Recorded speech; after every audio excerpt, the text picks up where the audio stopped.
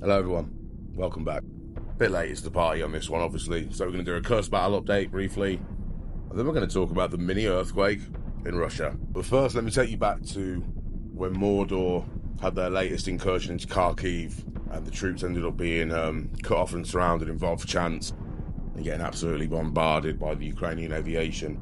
After that, the Ukrainian High Command, Budanov, Zelensky, were kept saying publicly about the next Russian incursion that would likely be Sumy. Budanov was quoted as saying that, I'm paraphrasing here, but it was basically, it doesn't look good, and that he wouldn't have any good news this year, basically.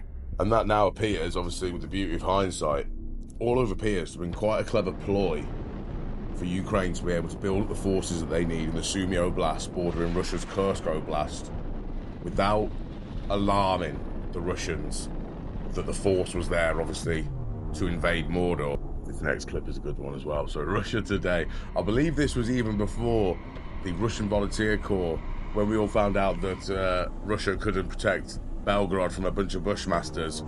There was this.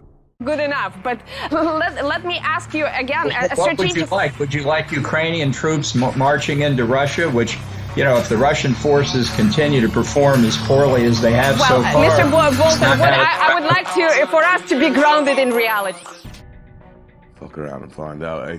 Right, so August the 6th, the first day. The first town occupied was Sudza, which is about 5 kilometers into Mordor proper. Ukrainian aviation and missiles in quick succession dropped 3 bridges in the Kursk Oblast, essentially cutting off Russian troops.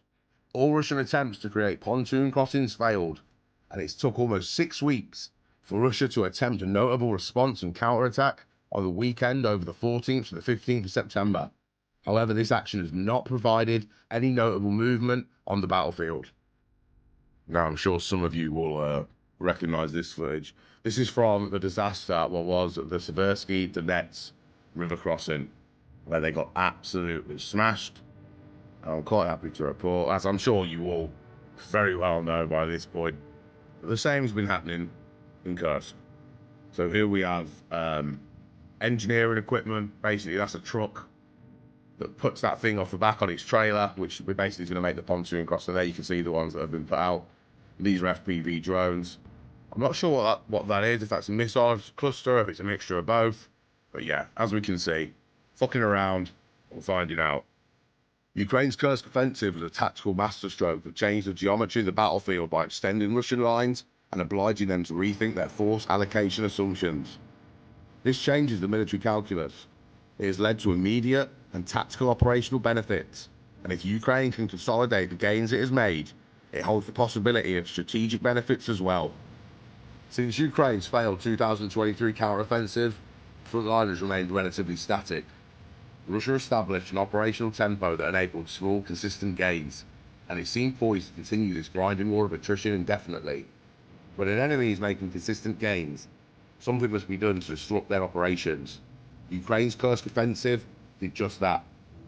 Tactically, Ukrainian's Kursk offensive demonstrates a masterful use of characteristics of offensive operations: audacity, surprise, concentration, and tempo.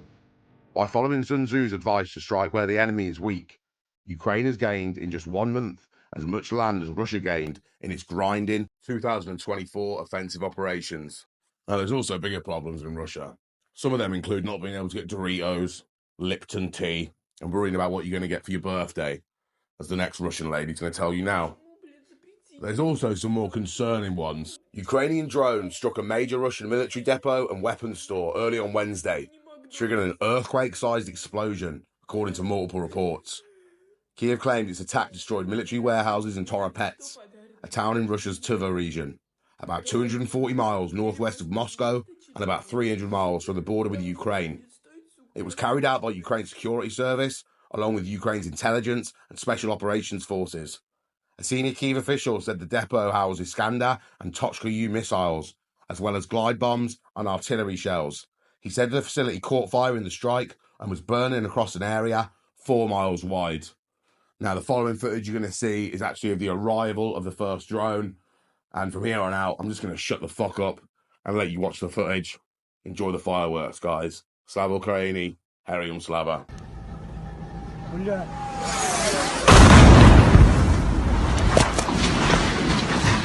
Ебать! Да ну нахуй! Это беспилотник был, я управлял, ебать! Охуеть! Нахуй! И что, летят, походу, нет? Не, это беспилотник был. Не, это точнее истребитель был. Нахуй тебя, Леха, че ты нахуй, че там в толпе стоять? Слава богу, живой, ёбаный.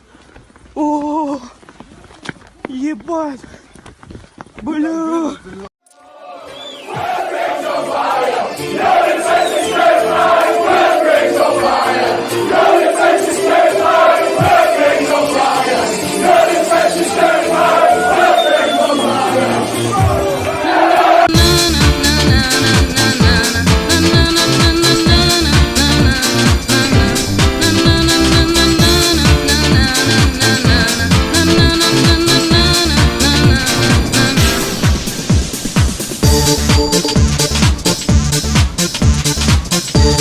back.